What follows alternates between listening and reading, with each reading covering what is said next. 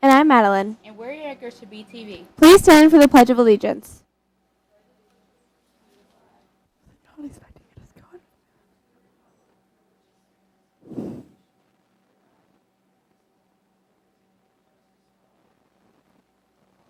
Today is Friday, April 8th. It is National Zoo Lovers Day. Today's lunch menu is potato crusted fish fillet, Chicken quesadilla, personal pan pizza, turkey and cheese chef salad, turkey bacon ranch wrap, mixed vegetables, and coleslaw. Trent Harmon won American Idol's final season last night in a surprising win. Many people thought that LaPorta would take the win as she led during the entire season. Many past performers and the original judges were at this event. A nurse who works in a Texas hospital ordered a pizza during a late-night shift. The pizza parlor got very rude with her. When she got the pizza, there was a note on it, the box reading, "We would appreciate it very much if you want to wait 5 minutes before we close." Here's a video with more on the story. Quicken Loans, Home Buy, Refi, Power. We would appreciate it very much if you didn't wait until 5 minutes before close. What the heck, you know? I mean, come on. Harry Miller couldn't believe what he was reading when his friend, who's a nurse, sent him this photo. It was the rudest thing I've ever seen. The Paris Regional Medical Center received the handwritten note on the box after ordering from this Domino's minutes before closing. I don't care if they called it 1 minute till. The business is still open. Service your customers. Miller says what angers him, nurses save lives every day. No matter the time, the holiday, or the weather, they never close. How would you feel if you wrote something like that and then the next day you were laying there? No one at the store would speak with us, but a spokesperson sent us this statement that reads in part, "We do not condone or encourage this kind of behavior or one-sided dialogue with our customers." It's not the pizza at all. It's that note. It's that note right there that was the game stopper. The nurse who placed the order wasn't available to speak, but Miller is happy to do it for him. Miller posted it on social media in the hopes this never happens again. I want to see an apology to that hospital, and I don't care if they have to bring a pizza to every floor. Those nurses deserve something. 2 men considered dangerous in Washington State have been placed in a psychiatric hospital. The 2 men escaped yesterday morning. And now to CJ with a sports and weather update. Today's weather will be a high of 49 and a low of 24. Sports fact, the Baltimore Orioles shortstop, Cal Ripken Jr., didn't miss a game in 16 years, and he played 2,632 games from April 30th, 1982 to September 19th, 1998. Sports news, next week's home games will be 8th grade baseball team will play Mondays, and 7th grade softball team will play Tuesday. And they will both play on Thursday. And remember, if you attend the first softball game next Tuesday, you'll get a free hot dog and drink. Now back to our anchors. Thank you, CJ. Lawrence Central will host a freshman school open house Thursday, April 14th from 6:30 to 8:30 p.m. 8th graders, please let your parents know to mark this in their calendars. For all potential freshman football players, Coach Morris will be holding conditioning workouts beginning next week on Tuesday mornings. If you cannot make this Tuesday morning workout at LC, you are expected to attend workouts every Monday from 4 to 5 p.m. in a new gym beginning this Monday.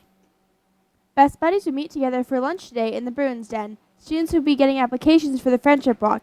7th graders will have the opportunity to sign up to be president or director next year. Interesting fact, birds do not urinate. On this day in history, in 1974, Hank Aaron sets a new home run record in baseball. Quote of the day, you're off to great places. Today is your day. Your mountain is waiting, so get on your way by Dr. Seuss. Riddle of the day, what has keys but can't open any doors? I don't know what. A piano. And Adam is Coble with a book talk and library information. Have a great day, Bruins. Good morning, Belzer. Good to see all of you this fine morning. I have a couple of books, 3 books I want to talk with you about. that I read over spring break. The first one is called Eleanor's Story. It's a memoir, and it's about a girl growing up in Hitler's Nazi Germany. She's American, her parents are German, and during the Depression, they live in America, but during the Depression, her father loses his job, and he's able to find a job in Germany, so the family moves over to Germany for what's supposed to be 2 years. But Hitler is rising in power, and World War II breaks out. They end up spending 6 years in Germany. This is really interesting because they aren't Jewish, they're Catholic, and so it's a different view of World War II. A lot of the memoirs, like the really good memoir, Anne Frank's Diary of a Young Girl, is told from the perspective of Jewish people and the Holocaust. This is from the perspective of an American girl growing up in Germany. So, good book. Another good one, a fun one that I read, is Escape from Mr. Lemoncello's Library. And this is a mystery, and it's a fun mystery. There's a town that the library was torn down, and Luigi Lemoncello grew up in the town. He's a famous game maker. He makes all sorts of games, and he helps he builds the library. He provides the money to build the library, and to open it up, there's a sleepover at the library, and 12 children are allowed to go into the library. Well, beyond the sleepover, there's a game learning how to escape from the library from a different way than they came in. They all came in the front door, and they have to figure out a way to escape from the library using all sorts of clues. And that's a really fun book, and there are clues within the clues and mysteries within the mysteries in this book.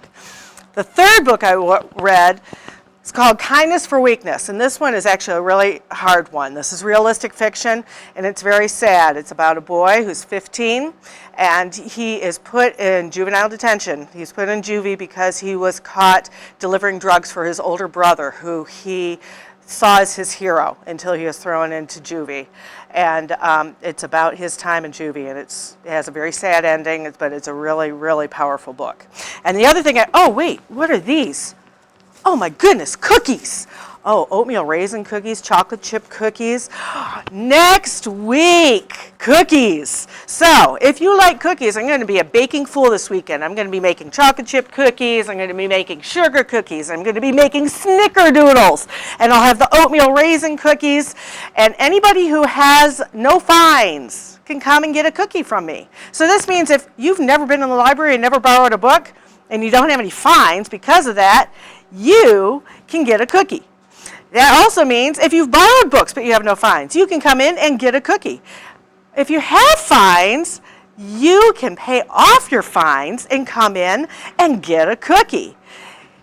Anybody know a way that you can pay off fines? Yes, Tamara? Canned goods, good answer. One canned good covers $1 of your fine. The canned goods, or boxes of mac and cheese, canned green beans, that sort of thing, will go to the food pantry. So that's one way to pay off fines. Any other ways that you can pay off fines? Anybody know? Money! Yes, so you can bring in money and pay off your fines. Don't have to bring them all in at once. If you have a $15 fine, you don't have to drag in 15 cans at one time. Bring it in little by little, get it paid off, and you can get a cookie, home-baked. Also, I have homemade Chex Mix, and I'll have, the technical term is doodads, stuff that I have from the book fair, like erasers and bookmarks and maybe even some books. So come by and see me next week. Thank you, and now on to Mr. Landers.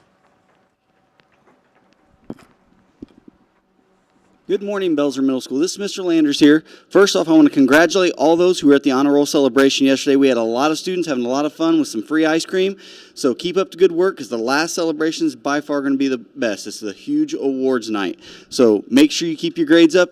And now on to our poster challenge. Now, I already talked about Miss Schulte's class winning the bracket challenge. However, we also had a poster challenge. And actually, I have Sophia here with the winning poster.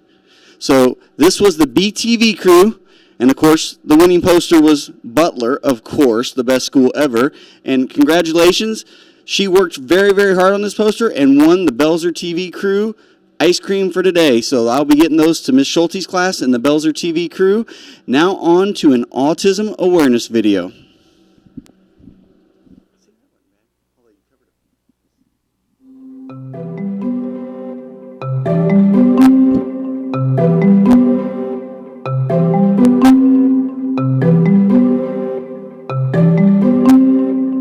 Autism. What if I told you some people may have autism, but they don't look different to anyone else.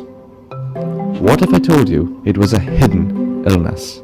Sure, it may sound a bit scary, but on the whole, it's not a bad thing. It's just that nobody really knows what it's about. Most people seem to think that autism is caused by a defect on a genetic level. But in reality, scientists don't know what the cause is. There have been many arguments and theories about this, but all we can really say is that some people suffer from a disorder of neural development, and these people are known as autistics. Autistics are normal people. They eat, they sleep, they can be happy, and they can be sad. The only difference is that they sometimes think, talk, and act in a particular way, and piece together everyday activities in a certain manner. The problem is, autism is a massive spectrum, and behaviour can range from the very odd to the very, very brilliant, with lots and lots of different types in between. And it's because of this massive spectrum of behaviour that it can be hard to understand who has autism, what autism is, and how you should think about it.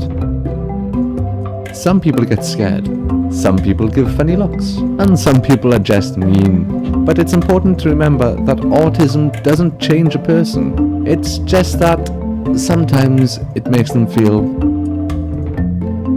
But they're okay with that, because autism is part of them. They live with it every day, and they live completely normal lives.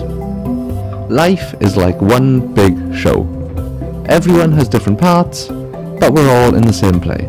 Autistic people don't want to be treated as special or crazy. They just want to be treated like everyone else. Because when it comes down to it, they're just a little different. And when you think about it, we're all a little different.